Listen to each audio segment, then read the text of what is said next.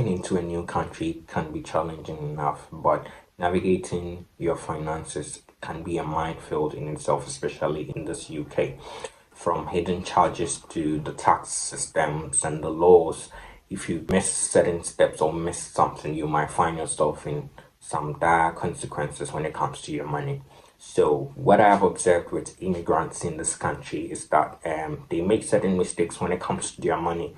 And in this video, I'm going to show you a few things that I've noticed people do when it comes to their money in this country. So if you're interested, stay tuned. If you're new to my channel, you can call me Dwayne. Basically, I talk about personal finance, nursing, and travel on this channel. And so if you're interested, why not give me a like and subscribe, and then we'll continue in this video. One thing I've noticed with immigrants in this country is that when you first come here, you're told to open an account, usually which is a current account, and that is where your salaries are paid into. And the mistake people tend to do is they leave their monies in the current account and do not tend to open a savings account. So what happens is if you leave your money in a current account, you actually lose. You don't gain any interest on current account in this country. It's even if you get something, it's less than 1% or 1% maximum, and that is no good for your money, because considering inflation, it will eat all your money, and it's best to move your money into a savings account. And talking of savings account, this is where I advise people to shop around for high yield savings account, high yield and interest savings account. That's what I mean. And to start from a place, I would mention that you go for Chase. Chase is a good place to start, but mind you, they are not sponsoring this video. It's a free advert I'm doing for them. I think their services are good, and I'd recommend that people start from there. And the second thing I've realized people do is that even if they start to save, they focus only on saving. Please, savings can't make you rich or grant you the financial freedom or independence you're looking for. Most people who are wealthy or rich actually saved and invested. So if you save, you need to invest.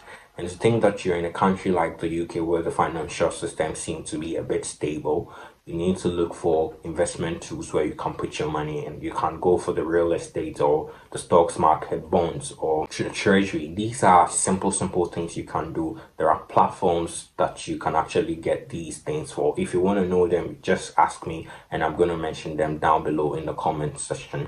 And another thing is, people after saving, they do not build an emergency funds. I have seen immigrants refuse to build an emergency fund. So let's go to the period after COVID.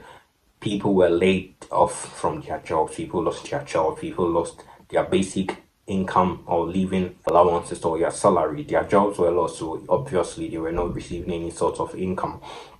And in such situation, if you haven't got any emergency fund or backup, you are going to find yourself in big trouble, big mess. So what most people or experts recommend is that you need to have about 3 to 6 months of your savings or your living expenses in a savings account, or something they call the emergency fund. So in case of anything, you can quickly just bounce in and then sort yourself out. And that is a good way to get your finances in shape. And another thing I have realized here in this country is that people, especially immigrants, do not take advantage of the ISAs. What do I mean by ISAs? ISA simply means individual savings accounts. And here in the UK, it's like a tool where people can put their money, and any interest they earn on such money is tax-free. So let me explain this a bit more. If you live in this country, the UK, you've got a personal savings allowance, and this is where you can earn a certain level of amount based on the tax bracket you fall in, and then after that amount of interest on your savings, you get taxed on any extra money you make. But if you put your money in an ISA, it could be a cash ISA, a lifetime ISA, or any other ISA, stocks and shares ISA. Once you keep your money there, any interest you earn on that money in the ISA, it's not taxed. So let's say if you put a pound in it, this is just an example. If you put a pound in it and in a year you earn $1 million on the pound, that money is all yours.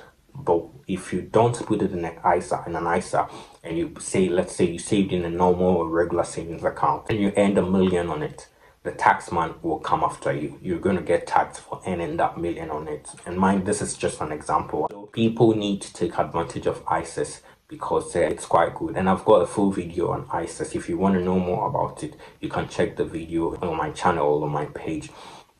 Another thing I have realized is that people overspend, especially immigrants. I don't know if it's the desire to impress people back where we came from, or to show off, or to say, oh, we've made it in life. Man, you've not made it. You haven't made it. Be patient, take your time, build up your wealth. No showing off. Showing off doesn't really make any sense to me. People spend unwisely, and I think it's not the best thing. Save your money, and then you'll be able to reach the goal or the financial freedom you seek. And the last thing I have realized that people do, a mistake that they do, is they know their credit score or their credit report. This country, you've got to pay attention to your credit score. To be able to build a credit score, you need to be registered on the electoral roll. You need to have an account, a bank account. And you also need a few other things to make sure you build a good credit score. You need to pay your debts in time, your utilities and all of that. These things are considered when it comes to credit. So at some point in time, if you want, say, you want to go for a mortgage, these lenders check your credit history to see if you are credit worthy. So if you are missing on your rent, you are missing on your utility payment, that is a bad report. You're going to get a bad credit report and a credit score. So when lenders see such things, they won't grant you the loan or the mortgage you're looking for. So these are some of the things I have seen. And I would advise that immigrants cut down on these things, and hopefully we're going to all reach the financial goal we're looking for. So if this video helped you in any way, please give me a like, subscribe, and I'll see you in the next video.